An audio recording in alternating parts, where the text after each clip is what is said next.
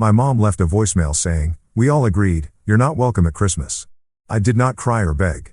I froze every account, the $1,420 mortgage, the electric, the gas, even the $5,000 catering. On Christmas Eve, their house went dark, cards declined, guests walked out. By noon, my phone lit up with panicked calls. "My name is Marissa Cole. I am 37 years old. I used to believe Christmas was about family, even if it meant driving hours, working late, and quietly covering bills no one else noticed. But last December, something changed. The emails never came. The family drive folder disappeared. And a voicemail from my mother confirmed the truth. We all agreed, you're not welcome at Christmas." At first, I thought it was just rejection. But then I uncovered something far worse. They had been planning my eraser long before that night. While I was the one paying every mortgage bill, every utility, every cost that kept their celebrations alive. And when I discovered what they said about me behind closed doors, the decision I made shook the very house they celebrated in. This is not just a story about being excluded. It is a story about what happens when silence turns into proof. When a family that thought they could erase you suddenly faces the cost of what you carried alone. Stay with me because by the end you will understand how one quiet decision changed everything they thought they controlled. I did not know it yet. But the proof of everything I feared was already waiting for me. Hidden in the places I checked every day without thinking. It was a Tuesday morning in early December. Cold enough that the windows in my apartment in Durham carried a thin blur of frost. I sat at the kitchen table with a mug of coffee, cooling too quickly. My laptop open, waiting for something I knew deep down was not coming. Every year since, I can remember. By the first week of December, there would be a thread of emails about Christmas, who was bringing ham, who was in charge of the pies, what time we would all meet at my mother's house in Charlotte. Sometimes the messages were cheerful. Sometimes they carried an edge of sarcasm, but they were always there. This time my inbox was blank. I refreshed the screen once. Then again, then a third time. The way you do more out of habit than hope. Still nothing. No subject lines with Christmas in all caps from my cousin Kay. No dramatic reminders from my sister Caroline about labeling serving spoons. Just silence. I told myself maybe they had not started planning yet. Maybe someone was waiting on travel confirmations. But me no better silence that exact that clean is never accidental. I'd tried the family drive we had used for years. Each December it held a folder full of spreadsheets playlists. When I clicked on it, a red message appeared across the screen. Access denied. At first, I thought it might be a glitch. So, I tried an old bookmarked link. Same message. Denied. It was like a door that used to swing open freely, now locked from the inside. My phone buzzed beside me. A text from my mother, Elaine, lit the screen. Her words were simple. "Don't worry. I figured you'd be busy this year. No need to stress about Christmas." There was no "we miss you." No. "I hope you can make it." Just a sentence that sounded more like a dismissal than care. The kind of message that does not ask for a reply. I stared at it until the screen dimmed, the glow fading as if it was shutting me out, too. The apartment was quiet, except for the faint hum of the refrigerator. I set the phone down and leaned back in my chair. I was not crying.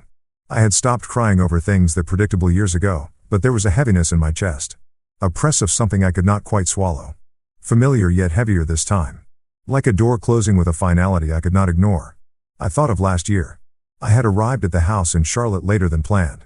Stuck in traffic after a client meeting. My arms had been full of wrapped gifts.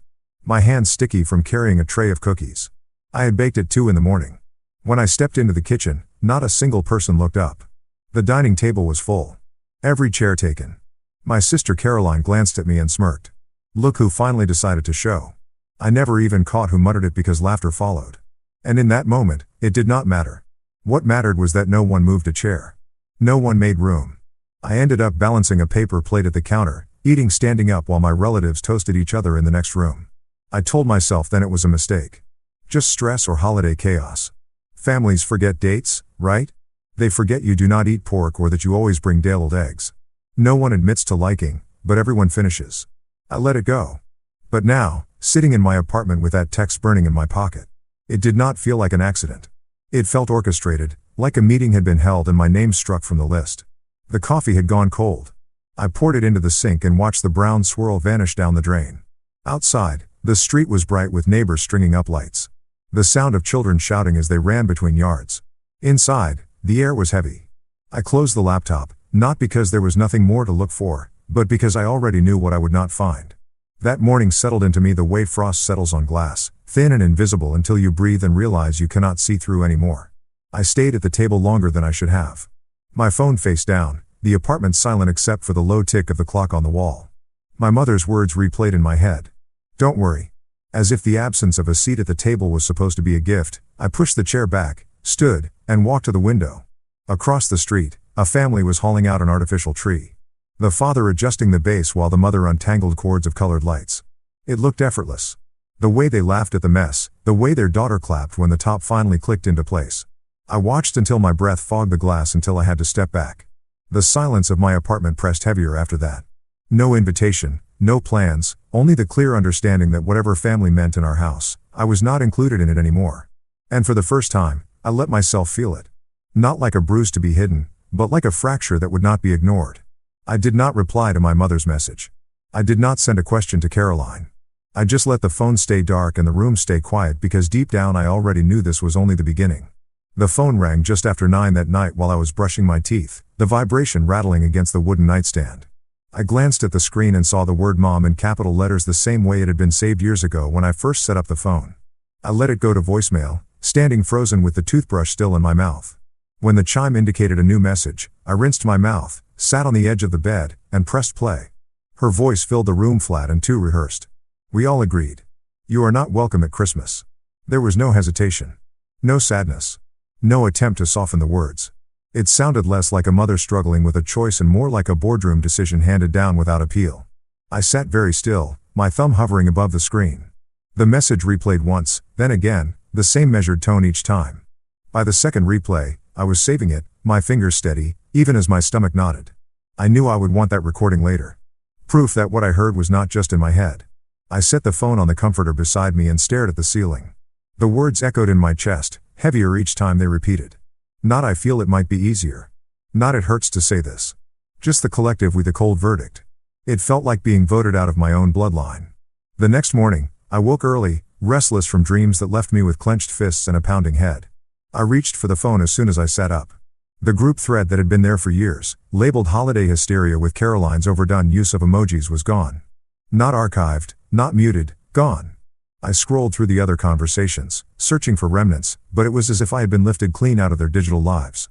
Out of habit, I tapped on Facebook, though I rarely checked it anymore. The first post on my feed was a picture of Kay, my cousin, holding a wine glass at my mother's dining table. Around her were familiar faces, 12 in total. My mother's hand resting on Kay's shoulder like a coronation.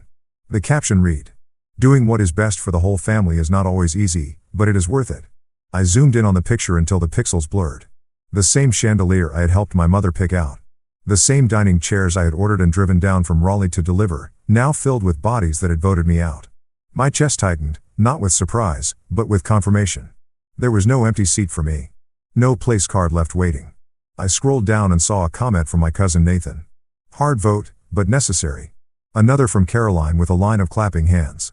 I closed the app quickly, but the words had already lodged in my chest like a stone. The apartment was quiet again. The hum of the heater, the only sound. I stood at the counter and poured a glass of water. I barely drank. My reflection in the kitchen window looked unfamiliar. Eyes darker, shoulders tense, I whispered the words to myself, testing how they sounded outside of my head. We all agreed. Saying it out loud made it real in a way even the recording had not. By noon, I tried to distract myself with work emails. Typing out responses that felt mechanical. My phone buzzed again. A notification that the Holiday Hysteria group had been renamed The Real Ones. The name flashed across my screen like a taunt. I tapped it, but of course my access was denied. For a moment, I considered calling Caroline, demanding an explanation. But I set the phone down instead. I knew exactly what she would say, that I was too sensitive, that I made things tense, that it was better this way. They always had an excuse wrapped up in a tone that made me feel like the problem. I went back to the voicemail that night, playing it again while I sat at the kitchen table. The same flat voice, the same sentence. It was astonishing how easily a family could edit someone out, as if silence and denial were cleaner than confrontation. I stared at the folder icon on my laptop where our holiday photos used to be stored and thought about how quickly things could be erased. Later, while scrolling through old emails, I stumbled on one from last year. Caroline had written in all caps reminder not to forget table runners. She had included me, had even tagged my name with a sarcastic note about my late arrival. I read it twice, then closed it. The difference between then and now was too sharp. Last year, I was the punchline. This year, I was not even in the room. I pushed my chair back and paced the apartment. the boards creaking beneath my steps. The silence felt different now, heavier, like a house after everyone has left. But the lights are still on. I stood at the window again, watching the neighborhood across the street glow with decorations. Strings of lights twisted around porches, inflatables bobbing in the cold air. Their laughter carried faintly through the glass, distant, but cutting. Inside my apartment, there was nothing but the ticking clock and the saved voicemail on my phone. I reached for it one last time before bed, not to play the message, but to check that it was still there. Saved. Safe proof that my absence was not imagined, but decided. I placed the phone back on the nightstand and turned off the lamp. The room settled into darkness, the kind of dark that feels both empty and sharp at the same time. My eyes stayed open longer than I wanted. Listening to the hum of the heater, waiting for the silence to soften, it never did. The next morning, I woke with a kind of heaviness that comes from carrying something unresolved through the night. I made coffee and sat at the table with my laptop, not to check emails this time, but to open the spreadsheet I had kept for years. Rows of numbers stretched down the screen, neat and predictable. Each one a quiet reminder of what I had carried month after month. Mortgage, utilities, property tax, insurance, it was all there. I clicked into the mortgage tab and scrolled to the very beginning. January 2020. The first payment, 4 years of steady withdrawals. Each line marked with the same figure. $1,420. 48 months of my life recorded in tidy cells. I traced the column with my finger as if I could feel the weight of it through the glass. That house had eaten more of my income than anything else I had ever paid for. Vacations I had skipped. Clothes I never bought. Dinners I turned down. Also, the payment could slide quietly out of my account on the first of each month. I leaned back and rubbed my eyes. For years, I had told myself it was temporary, that once my mother got back on her feet, she would take it over.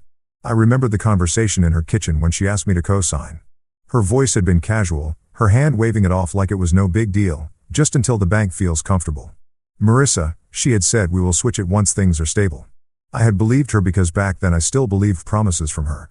I opened the digital folder where I kept scanned copies of important documents and clicked on the loan file. The PDF loaded slowly. The black text dark against the white background. At the top was my mother's name, Elaine Cole, listed as sole owner. Below that, in smaller type, my own name appeared. Not as owner, not as co-owner, but as co-borrower, the one who made the loan possible, but held no claim to the house itself. I stared at the words until they blurred. My chest tightened in a way that felt less like shock and more like confirmation of something I had tried not to see. All this time, I thought I was holding us both afloat. In reality, I was just the life jacket she strapped on for convenience. The silent support she could discard whenever she wanted. I pushed the chair back and stood, pacing the length of the apartment. The walls felt too close, the air too heavy. I pulled the document up again on my phone just to see if the words looked different on a smaller screen. They did not. Owner Elaine Cole, co-borrower, Maurice Sakal. My jaw tightened.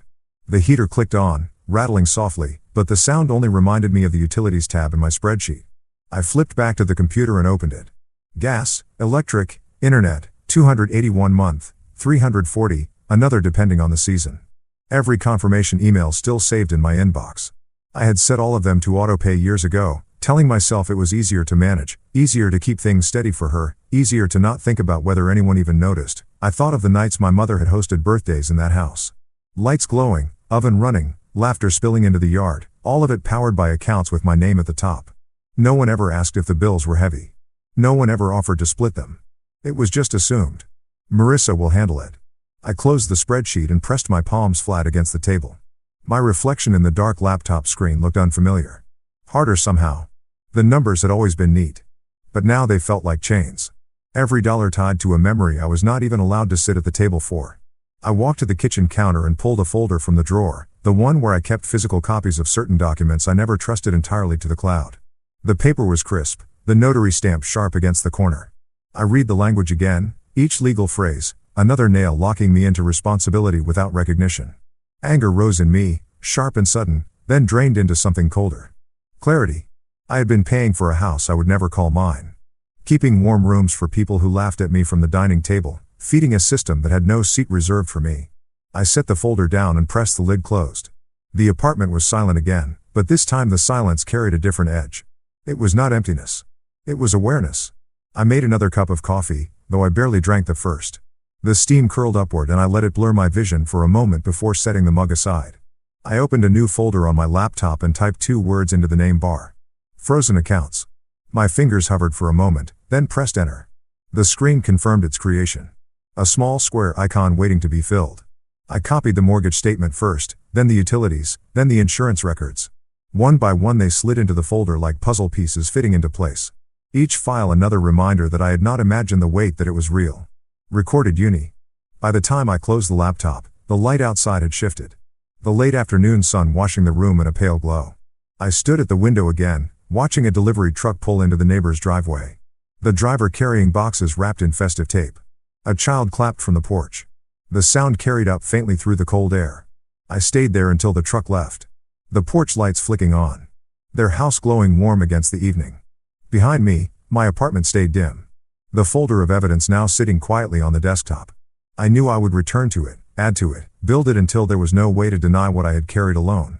For now, I just let the silence stretch. Not heavy this time, but steady. Like a decision forming quietly in the background, waiting for its moment.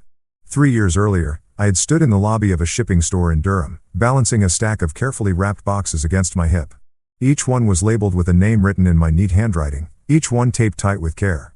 I had worked late shifts that week just to cover the extra cost of expedited shipping. Inside the boxes were gifts I had chosen slowly over months. Small things I thought would matter. A silver bracelet my sister Caroline had admired offhand in May.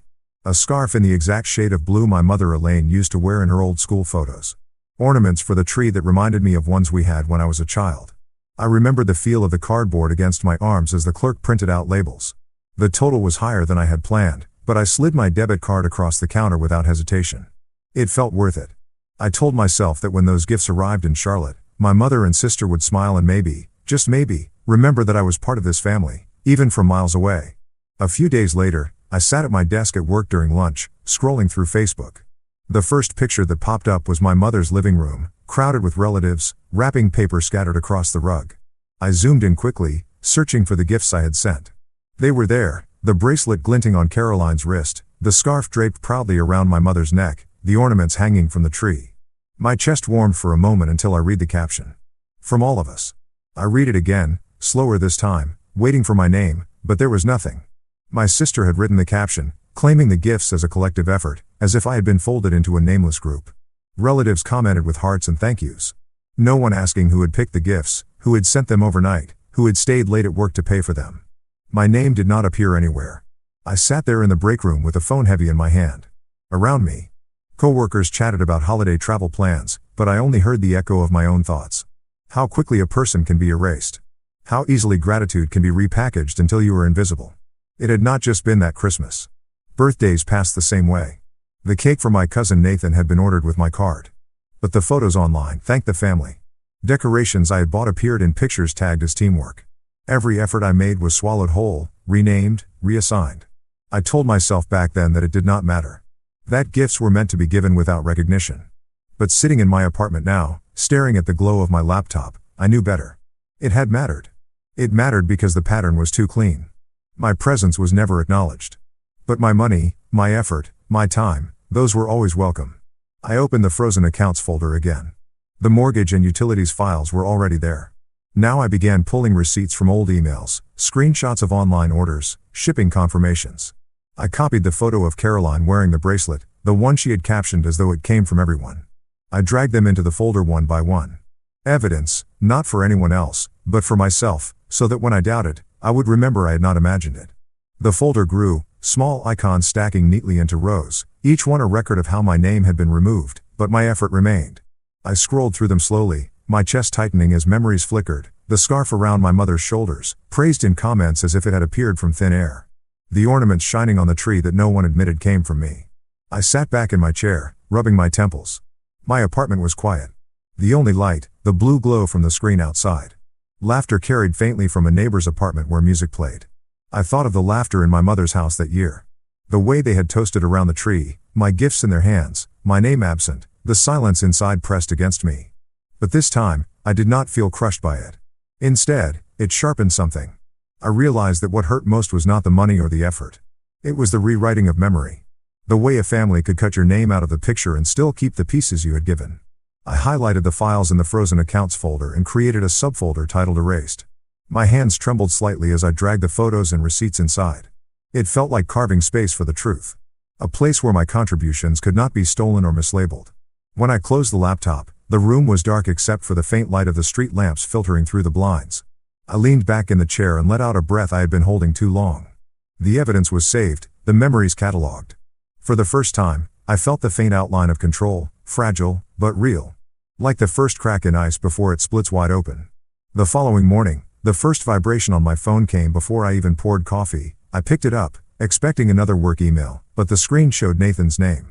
My cousin had never been much for conversation outside of family events, so the short message startled me more than I expected. Everything feels easier without you around. I read it once, then again, waiting for my brain to catch up. There was no greeting. No buffer. Just that one line, bare and sharp. My thumb hovered over the keyboard, but I did not type a reply. I took a screenshot instead and dropped the phone back on the counter. The words echoed in my chest. Louder because they were so casual. Easier without you. I moved through the motions of making coffee. Spooning grounds into the filter. Filling the pot with water. But each sound felt distant. The hiss of the machine. The drip into the pot. The smell filling the kitchen. I stared at the steam curling upward, trying to steady myself when another buzz lit the counter. Tammy, my youngest cousin, 25, the one who always seemed a little out of place at those crowded dinners. Her message was short but different. Can I call you? I hesitated, then typed back, yes. The phone rang almost instantly. Her voice was careful. Quiet as though someone might overhear even through the line. I do not agree with what they did, she said. I have something you need to hear. I straightened in the chair. What do you mean, Tammy? There was a pause, the sound of her breath catching. I recorded it. The way they talked about you last week, I could not let it just sit there. My pulse quickened. She promised to send the file, told me to keep it safe and then hung up quickly as if even the call itself carried risk. A moment later, a notification appeared. An audio file waiting in my inbox. I pressed play with trembling fingers. The sound was clear. The background chatter of glasses clinking faintly behind the voices. Caroline spoke first, her tone sharp, dismissive. She is cold. Everything she does feels calculated, like she wants applause for being decent. My mother's voice followed, steady and unfailing. She is not really family. She is just convenient. There was laughter. A ripple of agreement. Then Brian's voice slid in, measured like he was discussing numbers at the bank. Do not stir the pot. Keep her name on the papers. It is clean. No need to rock the boat. The clip ended abruptly. Silence swallowing the room around me. I sat frozen. The phone heavy in my hand. The words looping in my head. Convenient. Not family. Cold. I set the phone on the table and pressed both palms against my eyes until the darkness behind them sparked. Tears threatened, but did not fall right away. They came slowly, hot against my cheeks, not loud sobs, but a quiet stream. I could not stop. For years, I had felt the shift. The way jokes carried an edge, the way silence grew around my contributions. But hearing it, said out loud, recorded in their own voices, stripped away every doubt.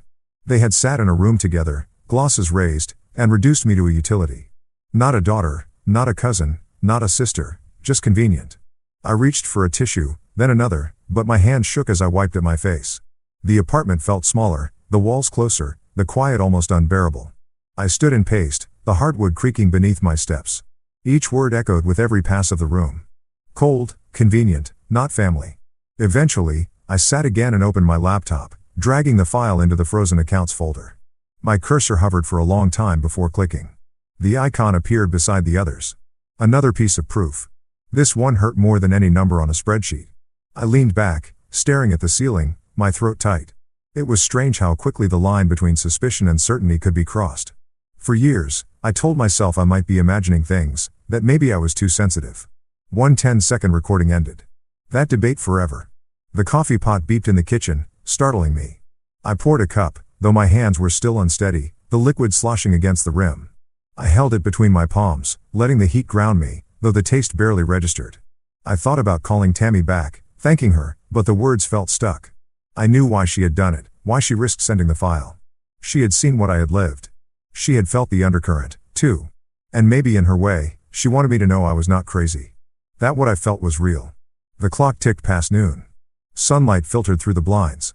Stripes of brightness cutting across the floor. I sat with my coffee cooling beside me. The audio replaying in my head without the need of the phone. Their laughter, their certainty, their dismissal. Eventually, the tears slowed, drying sticky against my skin. What settled in their place was something colder, steady, a kind of clarity that hurt but also shaped itself into resolve. I had the numbers, the documents, the receipts. Now I had their voices too. I closed the laptop gently and sat still for a long moment, listening to the hum of the refrigerator, the faint sounds of life from the apartments above and below. My breathing steadied, the shaking in my hands easing. The truth had been spoken, recorded, saved. There was no undoing it. By the time the sun dropped lower, casting orange light across the walls, I stood and pulled the curtains closed. The apartment dimmed around me. I placed the phone face down on the table and let my body sink into the couch. The quiet returned, but this time it was filled not with doubt, but with certainty. I wiped the last trace of moisture from my cheeks and sat upright. The tears had been necessary, but they were not the end. They were the last surrender before something stronger would take shape. I could feel it waiting, steady, cold. I pulled the laptop closer and opened a fresh document, the white screen glaring in the dimness of my apartment. My fingers hovered above the keyboard, hesitating for a breath before I began typing a list. Mortgage, utilities, property tax, insurance, internet, gas, electric, every account tied to that house in Charlotte, every thread that bound me to them without acknowledgement. The list stretched longer than I wanted, and with each word, my chest grew tighter. I stared at the lines until they blurred. This was the skeleton of my life for the last 4 years. Invisible yet constant. I had kept them afloat without applause, without even a seat at their table. They had voted me out while still living on what I provided. The thought hardened inside me. If they wanted a family without me, then they could have it. Stripped of the convenience I had quietly given, I reached for a notepad from the drawer and began copying the account numbers by hand. The act steadied me, ink pressing into the page, each digit permanent. Next to them, I wrote the next scheduled draft dates all neatly lined. January 1st, mortgage, December 27th, electric January 3rd, property tax escrow. My handwriting looked firmer than it ever had. Each number written like it was part of a contract. The clock on the stove blinked midnight. I poured myself another cup of coffee, stronger this time, and leaned against the counter as the steam fogged my glasses. My hands trembled slightly as I lifted the mug, but the warmth steadied me. For once, the shake was not from fear. It was from the weight of choice. I walked back to the table, set the coffee down, and opened the bank's website. My username and password felt heavier than usual as I typed them in. The dashboard lit up. Clean numbers lined across the screen. The mortgage balance first. Bold at the top. I scrolled through the payment history. Row after row of my money sliding away each month. 48 months. All on time. Never a missed payment. At the bottom of the page, a small button waited. Options. My cursor hovered. The drop-down opened with simple commands. Pause, freeze, cancel autopay.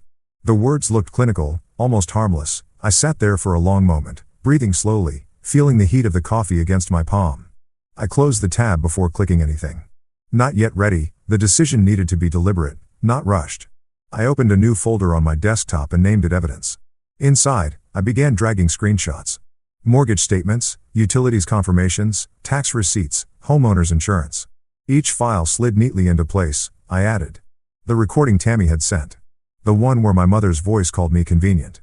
Not family, I dragged in the Facebook post from Kay, smiling with my mother's hand on her shoulder, captioned about doing what was best for the family. The folder grew heavier with each edition, like it was absorbing years of quiet sacrifice. I paused and stared at it, a cold calm pressing into me. I had spent so long doubting myself. But here was the proof. Their voices, their faces, their denial, all documented. I picked up the phone again and reopened the banking app. The mortgage account appeared first. Scheduled payment blinking at me. My thumb hovered over the freeze option. The weight of years pressing behind that tiny button. My stomach tightened as if bracing for impact. I pressed. The screen shifted to a confirmation window. Your request to freeze this account has been submitted. A small green check mark blinked. I let out a breath. I had not realized I was holding. It was done. I set the phone down gently as though the action itself carried ceremony. The silence in the apartment changed. It was no longer heavy with loneliness. It was sharp, decisive. The hum of the refrigerator sounded different, like a metronome keeping time with a new rhythm. I turned back to the laptop, opened another tab, and logged into the electric company. The balance was 0 thanks to autopay, but the account details still showed my name at the top. I clicked Manage. The same option appeared. Suspend as. Then saved a screenshot first, dragging it into Evidence. Then I pressed the button. A confirmation email arrived instantly. Service scheduled to end December 24th at 6 p.m. I smiled without meaning to. Gas and internet followed, each one frozen, each confirmation saved. I typed out notes in the notepad beside me. Dempati account numbers circled. My handwriting steadied more with each entry. This was not chaos.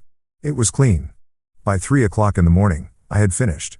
Every account was locked, suspended, or scheduled to cut off. The folder on my desktop brimmed with proof. My shoulders itched from hunching over. But the fatigue felt different. It felt earned. I leaned back in the chair and let my eyes rest on the word frozen accounts, printed across the folder icon. The irony almost made me laugh. They had erased me from their Christmas. Scrubbed me from chats and photos, but now I had erased their safety net. The quiet machine that kept their house glowing and warm. I drafted 3 emails before bed. The first addressed to the Charlotte Observer reporter I had once worked with on a charity drive. The second to the director of the nonprofit where my mother volunteered. The third to Brian's branch supervisor at the bank. Each draft contained attachments labeled neatly. I did not write accusations, only facts, documents, receipts, the recording, screenshots of frozen accounts. I saved them all in drafts. Not ready to send, but knowing I would. When I finally pushed the laptop closed, the clock read almost 4. My eyes burned, but my chest felt lighter than it had in months. I walked to the window and pulled the blinds back. The street outside was silent. The pavement slick from frost. Across the way, a neighbor's house glowed with Christmas lights, blinking red and green in steady rhythm. I watched them flicker against the dark sky. And for once, the sight did not sting. I pressed my palm against the glass. Cold seeping into my skin. This was not revenge born of rage. It was survival. It was stepping back from the endless drain of being convenient. They had called me cold. Maybe they were right. Cold was steady. Cold was controlled. Cold knew when to stop feeding a fire that only burned me down. I let the blinds fall back into place and walked to the couch. My body sank into the cushions. Exhaustion pulling at me. But beneath it was something firmer. A decision made. A line drawn. The folder on my laptop waited, heavy with proof, patient with silence. My phone sat quiet on the table. Confirmation messages stacked in my inbox. For the first time in years, I was not waiting for their approval, their invitations, their votes. As I closed my eyes, the quiet did not ache. It hummed with certainty like ice spreading clean across a lake, unbroken. Christmas Eve arrived with a brittle sky, the kind that holds its cold high in the air and lets it sink into the ground. I woke late that morning, stretched across the couch with the blanket tangled around my legs.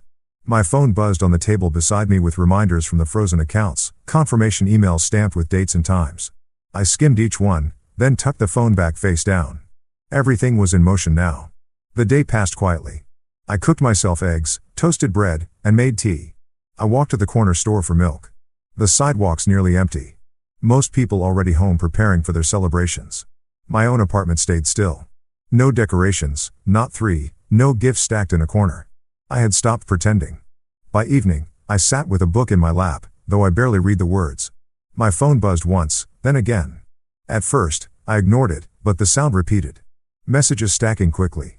I leaned forward and picked it up. The screen lit with a flood of texts. Each one from cousins still at my mother's house in Charlotte. The first said, "Power just went out." The next came seconds later. "Everything's black. Mom is screaming." Another followed. "Catering tried to run the card and it was declined. No one can pay." I stared at the words, the corners of my mouth tightening, though I did not smile. I scrolled as more arrived. Guests confused. People lighting candles. Kay posted in a group chat asking if anyone had extra flashlights. The image formed in my mind too clearly. The crowded dining room gone dark. The turkey cooling in silence. Voices rising as panic spread. A new message popped up. This one from Caroline. "Did you do this?" I let the phone rest in my hand, my thumb brushing the edge of the screen. I did not type anything back.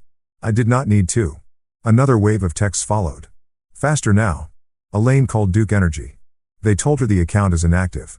Mom is shouting at customer service saying it must be a mistake. Then the next one. Sharper. The rep told her the primary holder froze the account. The words settled into me, colder than I expected. This account has been frozen by the primary holder. A line spoken by some stranger in a call center. But in my mind, I could hear it drop into the room like a gavel. I pictured my mother standing in her kitchen, cordless phone pressed to her ear, face stiff as the words sank in. Brian shifting uncomfortably at her side, realizing what it meant. Caroline pacing, her voice shrill, trying to find someone else to blame. Guests whispering, coats being pulled from the rack, the warmth of the house dissolving into shadows. Another message came from Nathan. People are leaving. Half the table already walked out. Mom looks like she's about to faint. I set the phone on the coffee table, screen up this time, and watched the messages roll across it like ticker tape. Each one a snapshot of the unraveling. Kids crying because the lights would not turn back on.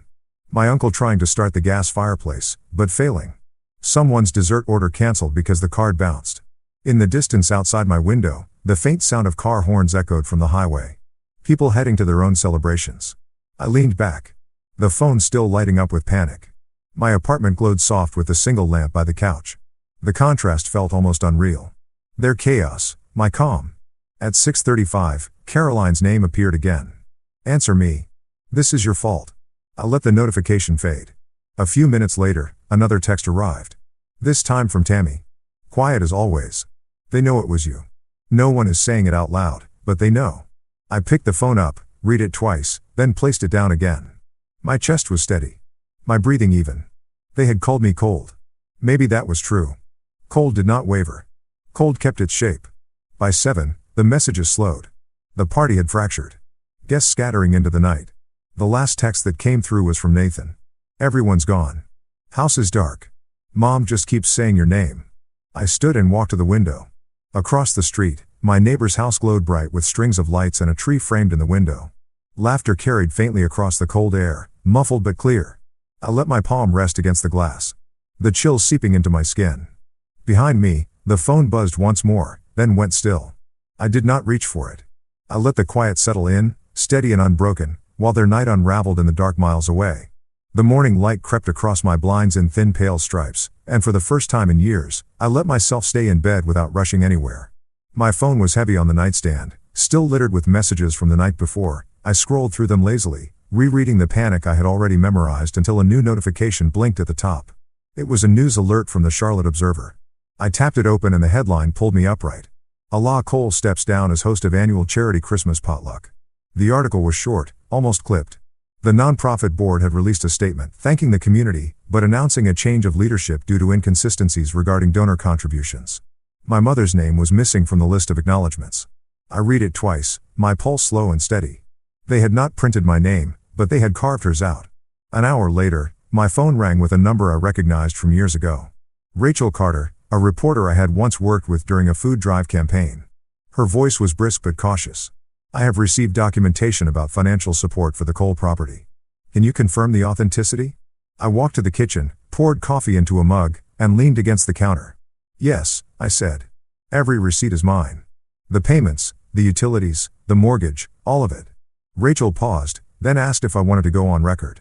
I told her no. I had no interest in a spotlight. I only wanted the truth to breathe. She thanked me and promised accuracy in her coverage. The call ended with a faint click of her keyboard already typing. By noon, the nonprofit's website had been scrubbed. Photos from the event disappeared. My mother's name vanished from every page that once praised her as a benefactor. In its place was silence, a glaring gap where her reputation used to sit. I sat back on the couch with my laptop resting against my knees, scrolling through the changes. There was a strange satisfaction in watching her carefully polished image unravel so publicly. She had built her life on appearances, on hosting dinners that looked generous, while the weight of it rested on me. Now the mask had slipped, and the world could see the hollow underneath. The messages from my cousins kept coming. Caroline wrote in all caps, demanding to know what I had sent. Kay accused me of destroying the family name. Nathan said nothing. Just sent an image of the darkened house with candles glowing weakly in the windows. Tammy texted quietly. They are panicking. They blame each other. Later that afternoon, another call came. This one from an unfamiliar number. The man on the line introduced himself as a regional compliance officer for the bank where Brian worked. His voice was clipped. Professional. We have received an audio file regarding Mr. Cole's comments on loan documentation. Effective. Immediately. He has been placed on administrative leave while we review. I murmured. Acknowledgement, gave no extra detail, and let him hang up. The room was silent again except for the hum of the heater. I imagined Brian sitting in his office. Blinds thrown. His supervisor playing back the recording of his voice. Do not stir the pot. Keep her name on the papers. It is clean. No need to rock the boat. The irony struck deep. For years, he had dismissed me with those exact words. Smooth and calculated. As though reducing me to paperwork was harmless. Now those same words had circled back, stripping him of his authority. I pulled my blanket tighter around my shoulders and stared at the snow beginning to fall outside. Each flake hit the glass and melted instantly, leaving thin streaks of water. My chest felt lighter, not joyful, not triumphant, but steady. Around 3 o'clock in the afternoon, Rachel's article went live. This time it was longer, detailed. It outlined years of payments made by a co-borrower whose name was not listed on the deed. It mentioned utility accounts, insurance, tax records, all tied back to the same individual. The piece never named me, but it did not have to. Anyone who had been at that table, anyone who had laughed at my expense would know. I closed the laptop and sat quietly. The hum of traffic outside faint through the walls. I thought about my mother, her phone ringing non-stop, her neighbors whispering. She had always cared more about appearances than anything else. Losing face in front of the community would cut deeper than losing power in her house. By evening, the text slowed. The last one I received was from Tammy. She wrote simply. Grandma asked what happened. No one will tell her. I set the phone down and let the message sit. The house in Charlotte was dark. The charity ties severed. Brian's career cracked open. And my mother's name erased from the board she worshipped. The mask she had worn for years was gone. And for once, I did not feel invisible. I poured myself another cup of coffee, stronger this time, and stood at the window as the snow thickened outside. The city was quiet. The street below lined with glowing lampposts. My reflection looked back at me in the glass, steady and unflinching. For the first time in years, the silence around me felt like company instead of punishment. The phone began buzzing again before the coffee cooled in my hands. Caroline's name filled the screen first, followed by a string of messages, each sharper than the last. You ruined everything. Do you realize what you've done? Mom is humiliated. The family looks like fools. I scrolled slowly, reading each line with the same detached calm. I used to read work emails. There was nothing new in her voice. Only blame hurled like it always had been. But this time, it landed with no weight. I tapped the screenshot buttons carefully, storing each message, then slid them into the frozen accounts folder. They joined the receipts, the recordings, the photographs. I labeled them Caroline Text Deck 24. It felt mechanical, like filing evidence into a cabinet. And in a way, it was. Minutes later, a new notification lit the screen. My mother's name appeared. The message short. We are still family. That was all she wrote. The same woman who had voted me out and stood in her dining room while my absence was toasted. I stared at the words, my thumb hovering. And then I set the phone down without typing a single letter.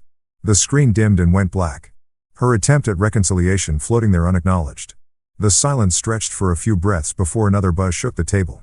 Tammy this time. Her text came through like a whisper compared to the others. They are all fighting. Everyone is blaming each other. I pictured the house in Charlotte. Voices raised. Plates shoved aside. The family fractured under its own weight. Caroline pointing at Brian, accusing him of carelessness with the bank. My mother lashing out at Kay for posting pictures that drew attention. Nathan sinking into silence the way he always did when conflict boiled. And Tammy, the quiet observer, sending me glimpses from the edges of the storm. The snow outside thickened. Flakes stacking against the window pane. Soft and steady. Inside my apartment, I saved Tammy's message, too. Sliding it into the same folder. I labeled it Family Internal Deck 25. My fingers were steady as I typed. Each keystroke, another reminder that I was not the erased one anymore. I was the one keeping the record. The phone rang suddenly. A call instead of a text. Caroline again. I let it vibrate against the table until it went silent. Seconds later, another call, this time from Brian's number. I muted it before the first ring ended. When my mother tried a moment after that, I turned the phone face down. The screen pulsed with their desperation, but I let it glow unanswered. I stood at the counter, sipping the last of my coffee, and listened to the quiet hum of the apartment. Each buzz of the phone was a contrast. Their chaos pressing against my calm, the balance had shifted. And for once, I was not scrambling to explain myself or defend my worth. More texts poured in. Caroline again, her words jagged. You think this makes you strong, but all you did was tear us apart. Then Brian clipped in cold. Do you realize the legal mess you have caused? You will regret this. Finally, my mother again. We can move past this if you stop now. Come home. I screenshotted each one. Dropped them into the folder. Labeled them carefully. It no longer hurt to read. It felt like collecting exhibits for a case I no longer needed to argue. They had given me all the proof themselves. Each message another crack in their facade. Hours passed like that. The storm outside burying the streets in white. While inside my apartment, the folder grew heavier with evidence. I moved between the couch and the window. Sometimes sitting, sometimes standing, always steady. The phone never stopped buzzing, but the noise only underscored the distance between us. By late afternoon, Tammy sent one more message. Mom is crying now. Caroline won't stop shouting. Brian left the house. Uncle Todd said he is done helping. It is falling apart. I read it slowly, then saved it. My chest tightened, not with sorrow, but with something colder, cleaner. This time, I was not the victim left outside the door. I was the one holding the record, the one shaping the truth. I closed the laptop and set it on the table. The snow had stopped, leaving the city wrapped in silence. My apartment glowed with the warm light of a single lamp. Steady and calm, I let the phone rest face down again. Their voices trapped inside but no longer reaching me. For the first time, I saw the families unraveling not as my loss but as their own doing. They had built their foundation on denial. And now it was crumbling under the weight of their choices. I sat back on the couch. Blanket pulled around my shoulders and let the quiet of my space settle deep. This time it was not emptiness. It was proof that I no longer stood outside their storm. The morning after the storm had quieted outside. I woke to a steady throb of notifications waiting on my phone. I reached for it reluctantly, half expecting the same frantic texts from my cousins. But what I found made me pause. An email. Subject line bold in Caroline's familiar style. All capital letters. Legal action. I opened it. The words short and clipped as if she had dictated them through clenched teeth. We will be pursuing a lawsuit. You have caused financial harm. Prepare yourself. My eyes lingered on the last sentence. Its false authority almost laughable. I read it again, not with fear, but with the calmness of someone who finally knew where the ground beneath her feet was solid. I took a screenshot, labeled it Caroline email, legal threat, and dropped it into the frozen accounts folder. The day carried on quietly. I made myself breakfast, fried eggs, and toast, listening to the faint hiss of the pan while the city outside thawed under winter light. But by mid-morning, my phone buzzed again, this time with a call I recognized. David Miller, a colleague I had once leaned on during messy contract disputes. Someone who never wasted words. His voice came brisk and steady like the sound of doors closing. Your family is shopping for lawyers. They reached out to a firm in Charlotte saying you unlawfully froze accounts. I told them they were wasting their money. I straightened in my chair. The phone pressed firm to my ear. So what happens now? David's chuckle was short, almost amused. Marissa, everything is in your name. Every account, mortgage, utilities, property tax, insurance, even the internet. You opened them, you paid them, you managed them. That means you hold complete authority. Freezing them is not only legal, it is your right. I let his words settle into me like warm stones in the cold. For months, I had carried this suspicion that maybe I had gone too far, that they would find a way to twist my choice into an accusation.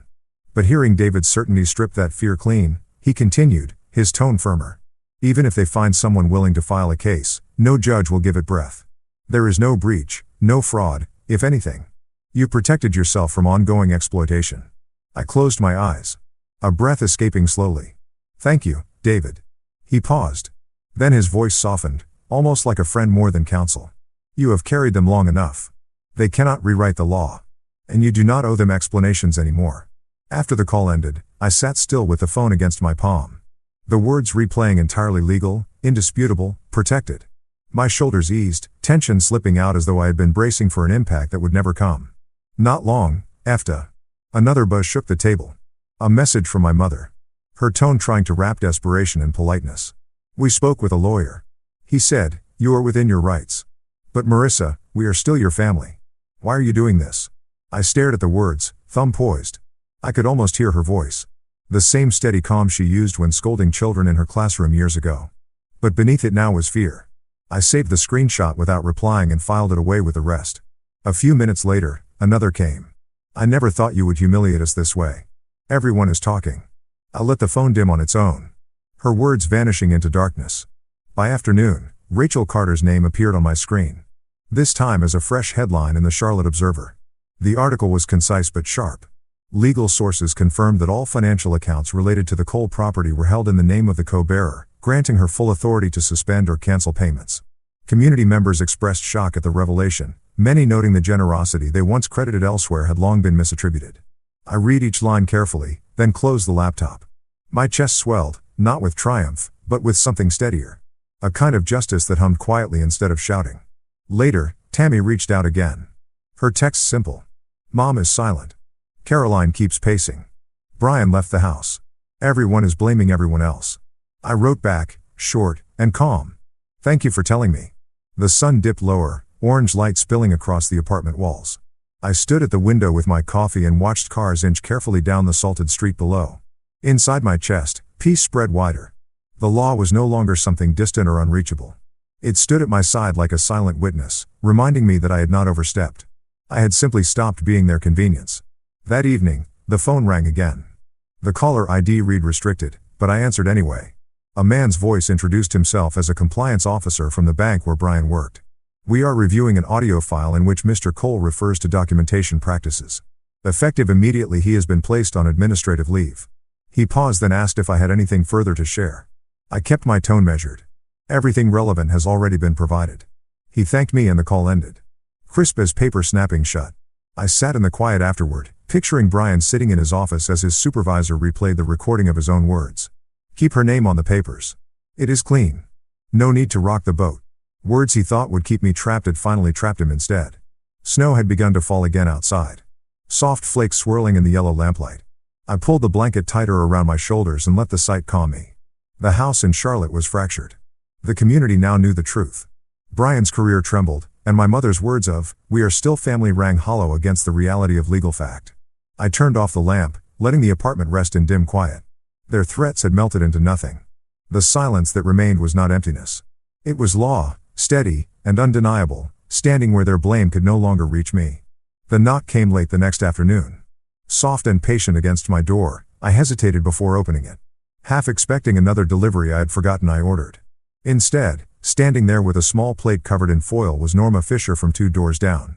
She was bundled in a wool coat, her gray hair tucked neatly under a knitted hat. Surprised, but she smiled gently and lifted the plate. "Oatmeal cookies," she said. "Figured you might need something sweet." I stepped aside and let her in. The scent of sugar and cinnamon escaping as she set the plate on my counter. Norma had lived in the building for years, but we had rarely spoken beyond polite greetings. Yet now she looked at me with a kind of steady gaze that carried more weight than words. She sat at the edge of my couch, folding her gloves in her lap. "I saw the news," she said quietly. "About your mother, about the accounts. People whisper. You know how it goes." Her eyes soften. "You are stronger than they ever gave you credit for." I stood with my hands wrapped around a mug, unsure how to respond. Norma went on, her voice calm. "I have lived long enough to know this truth. Elaine feared you because she could not control you. That is why she tried to cut you out." The words landed heavier than I expected. Hearing them from someone outside the bloodline stripped away all my old excuses. I sank into the chair across from her, feeling something release in my chest. For the first time in years, someone who was not bound by family politics had seen me clearly. We shared cookies in the quiet of the apartment. The sweetness was simple, almost ordinary, but it steadied me. Norma stayed only a little while longer before standing, slipping her gloves back on. "You do not need them to see your worth," she said, her hand brushing mine as she left. After she was gone, the apartment felt warmer. Not because of the cookies, but because someone had finally broken the silence in kindness. That evening, I made myself dinner. Nothing elaborate, just pasta with garlic and olive oil. I poured a glass of wine and let a book rest open on the counter while the water boiled. The ritual felt grounding. My space was quiet. But it no longer echoed with loneliness. It hummed with something softer. Steady Ia. 2 days later, Tammy showed up. Cheeks flushed from the cold. A knit scarf half unraveled around her neck. She slipped inside quickly. As if afraid someone might see her in her hand, she held her phone. Already cue to play. "They asked me to talk to you," she said. Almost apologetics. She pressed play before I could answer. The recording was muffled at first. Voices overlapping in agitation. Caroline's voice cut through loudest. "We need her back. No one else can handle the bills." Brian muttered something about reputations. My mother's voice shushing him before breaking. "Maybe if she sees we still want her." The file ended abruptly. Tammy looked at me, her eyes searching. "They asked if I thought you would ever come back." I let out a slow breath, leaning back against the counter. "Tell them they should focus on how to keep the lights on before worrying about me." Tammy's lips curved into the smallest smile like she had been waiting for that answer. She slipped the phone back into her pocket. "I knew you would say that," she murmured. We sat for a while with mugs of tea between us, the steam curling into the dim light. She told me about her graduate program, about papers she still needed to finish. I listened, grateful for the normally, grateful that our conversation did not circle endlessly around my mother's house. When she left, she hugged me briefly, her scarf brushing against my cheek. "Be well," she whispered. The apartment door closed behind her, and I stood in the stillness with my tea. My laptop rested on the table. The frozen accounts folder, heavy with proof. But I did not open it. Instead, I looked around my space, small, but mine. The lamplight glowing across the walls. I thought about the noise in Charlotte, the arguments Tammy had described, the fractured voices in the recording. For so long, I had mistaken their chaos as proof that I belonged, that I had to keep fixing, paying, smoothing. But here in this quiet, I realized peace was worth more than any invitation or apology. I rinsed the cups, set them on the rack to dry, and let the hum of the refrigerator fill the silence. For the first time, I did not ache to be part of their table. I felt grateful to have walked away from it. The next week, I drove across town to the bank. The road still edged with dirty snow from the last storm. The sky hung low and gray, the kind of winter morning that makes the world feel quiet before it stirs awake.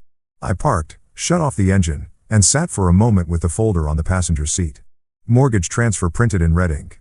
Inside were notarized forms, account records, every piece of proof I had prepared. When I stepped inside, the warmth of the building wrapped around me. The faint smell of coffee drifting from behind the counters. A young teller greeted me and directed me to a loan officer's office. I followed the carpeted hallway, each step steady, each breath slow. The officer looked up from his desk as I entered, his smile professional but neutral. I placed the folder on the desk, sliding it toward him.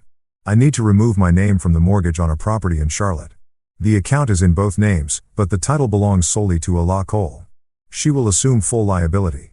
He adjusted his glasses and opened the folder. Scanning the documents carefully.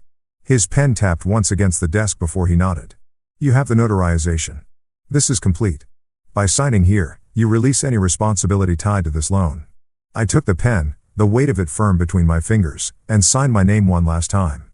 The officer stamped the papers, the sound sharp against the quiet office. It was done. The house no longer tethered me.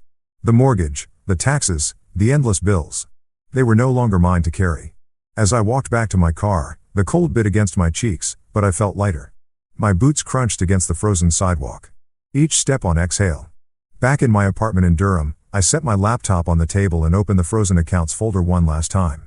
Screenshots, receipts, recordings. Every file lined up in neat rows. For months, it had been my shield. My record of survival. I scrolled slowly, then closed the lid. It was not a weapon anymore.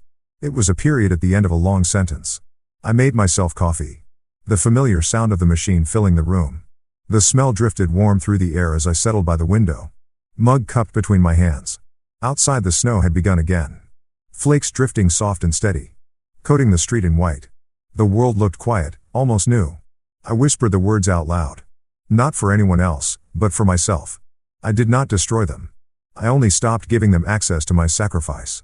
The truth landed like a stone dropped into still water, rippling out but settling steady. For years I had believed that love meant giving without end. That loyalty meant silence even when it cut deep. But sitting in that small apartment watching snow fall across Durham, I finally understood. Walking away was not cruelty. It was survival. My phone sat on the table. Dark and silent. No new messages. No threats, no pleas. And I did not reach for it. Instead, I took another sip of coffee and let the warmth fill me. A reminder that peace could be this simple.